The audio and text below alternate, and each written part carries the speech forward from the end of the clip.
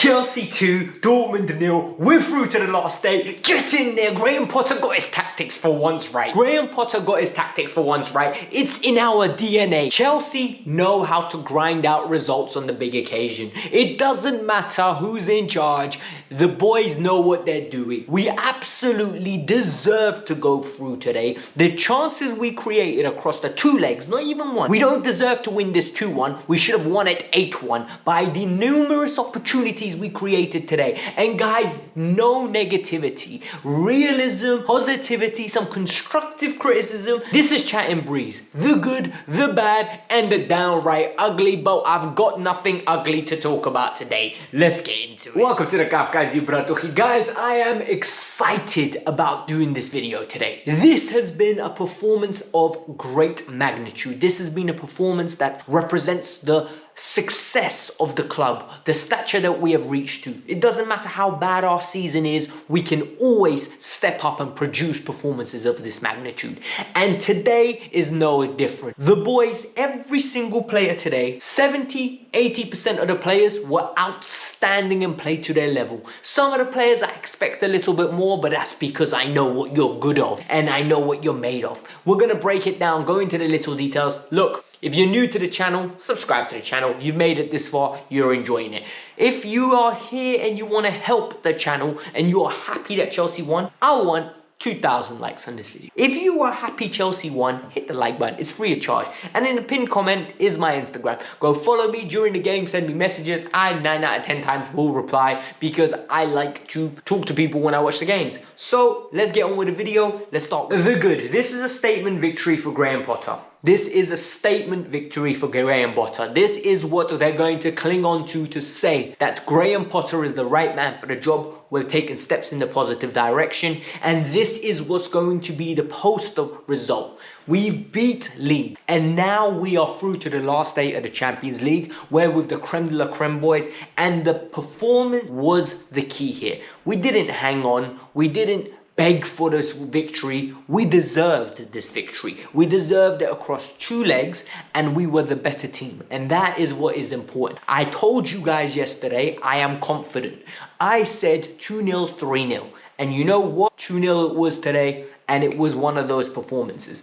And a lot of you are going to say, Alex, what are you talking about today? Well, I'm telling you guys, we created so many opportunities. Where do you want to start with? Number one, first 10 minutes, two big chances. Raheem Sterling's through one-on-one. He absolutely gets flustered, tries to cut in, loses the ball. Then Joao Felix gets the ball. Again, jinkity, gets into the box, wins the corner.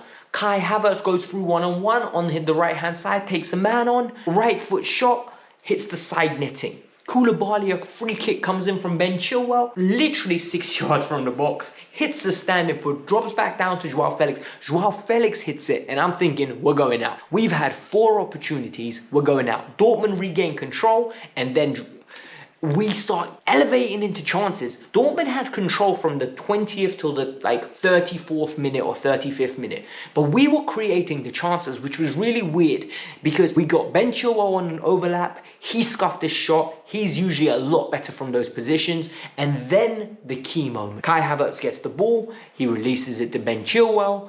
Mateo Kovacic gives it to what's his name? Chilwell puts in a delicious cross.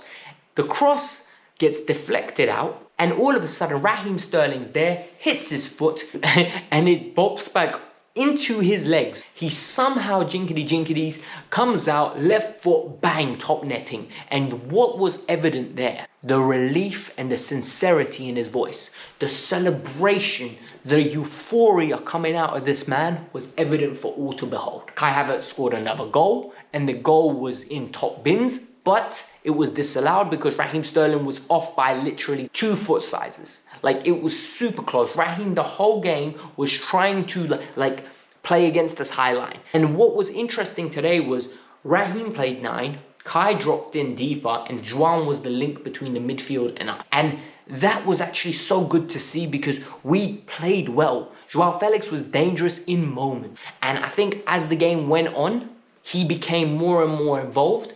But then he got taken off. And the reason he got taken off was because we needed to get another man in the midfield. Raheem Sterling was a constant threat, might not have been productive, but a constant threat. Kai Havertz, let's get into him. He had the best game of his life. Maybe the best game of his life in a Chelsea top. Because it wasn't the fact that he finished his penalty. Because we'll talk about the penalty. Sent the keeper the wrong way, slotted it down the right-hand side, hits the post.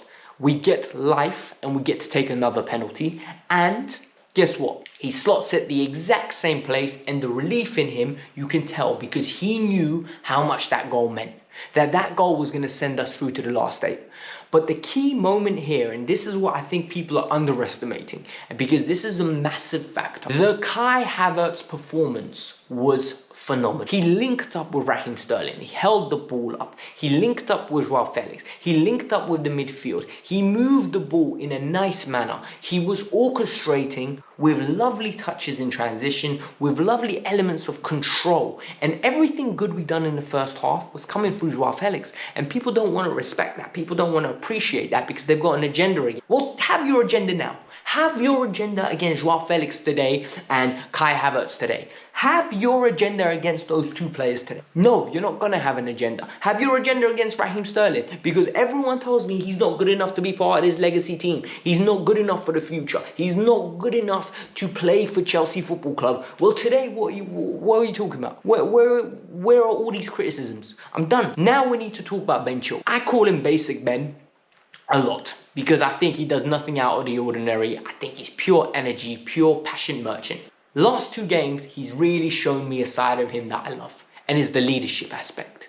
He has added a new element to his game. He could always cross. He could always run up and down the pitch. He was always one of the fittest players on the pitch, most aggressive players on the pitch, good in attack. I'm seeing leadership qualities from him. I'm seeing him step up. I'm seeing him be vocal. I'm seeing him be smart with his decision, picking fights at the right moment, deading the game out. It's literally, he had Wolves on toast.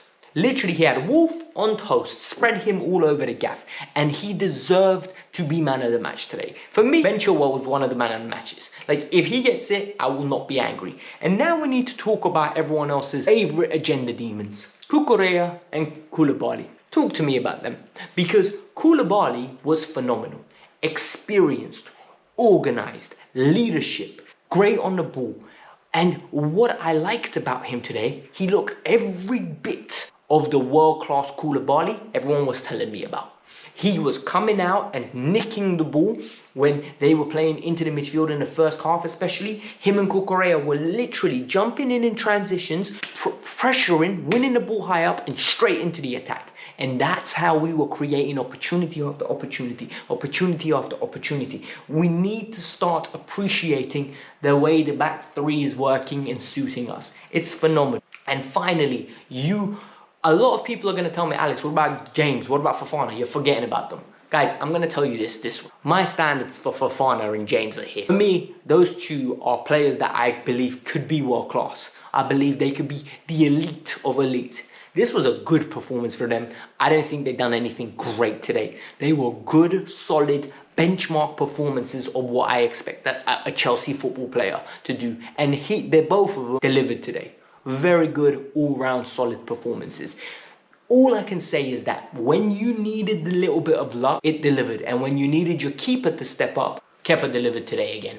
Kepa had a magnificent save at 0-0 from Royce. Great free kick, one-handed. And then another opportunity when it was 1-0 Chelsea or 2-0. And I think Wolf took a shot. Great parry out to the side. Very solid, very organized, very, very good performance. I am delighted with this team. But when there's good, there is bad, because I don't think it was a perfect performance, and there are some things that we need to take away from this, okay? And we need to be honest. Number one, the lack of control in 2 segments of the game. We started the game very well. 0 to 10, 0 to 15, we are the better side. Dortmund took over for a 20-minute spell in the first half where we were cogged in. We couldn't regain the ball. We couldn't get out of our half. And it looked very, very poor. The writing was on the wall. We had to show grit and character. Okay, teams can have that against you. But when we went 2-0 up, the same thing happened and Dortmund dialed it up. On another day, Dortmund score and we're out the champion because Dortmund were pressuring. Dortmund had the Jude Bellingham opportunity. Dortmund had a few shots that went just wide, a few positions. A good team scores against us. They dial it up and someone will do something because we were given too much time and space to the players. We need to improve that. This needs to fall on Enzo and Kovacic. Two of them need to find a way to build a partnership that enables them to control games. Because at this moment in time, I don't think they control games enough. I do not believe that we are getting to see the best out of Enzo Fernandez or Mateo Kovacic. Both players I value here. So when I get this, 6s and 7s, I'm disappointed. I'm sorry. That's the harsh truth. Number 2, we need to be less wasteful in front. We got very lucky in the aspect that we got that penalty and the opportunity to retake the penalty arose. The correct decision. The penalty, I don't think was a pen. I think the guy's close enough. Yes, his hand's in a little bit of a wide stance, but I don't think it was stretched out. I think he turned. When you turn, your hand naturally will go out like that. I don't think it should have been given. If it was given against us, I would have been moaning. So I don't want to be a hypocrite here and tell you guys, oh, you know what? How dare they? This is a clear penalty. No, I'm never going to do that. We need to be more proficient. And what is the final thing? Substitutions. Whilst I agreed with the Conor Gallagher substitution, I was screaming for it. I needed some legs in the midfield. Ruben Loftus-Cheek maybe. Good. I don't understand a Christian Pulisic. You've got Mikhailo Mudryk, who is meant to be the future of your team. You've got Mikhailo Mudryk, who is brought in now, and he's going to be the poster boy for your team for years to come. You bring on Christian Pulisic, who's just come back off injury. It doesn't make sense to me, man. It really doesn't.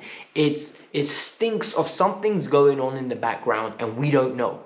And because we don't know, we are speculating, and we need to find out what is going on, because it took 5 minutes for me to remember why I don't think Christian Pulisic is good enough for this club.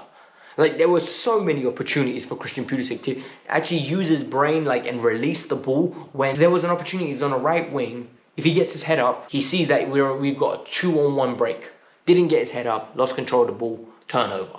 And for me, that frustrates me because we have chances to kill this game and Pulisic isn't taking it. We have chances to go and get a third goal.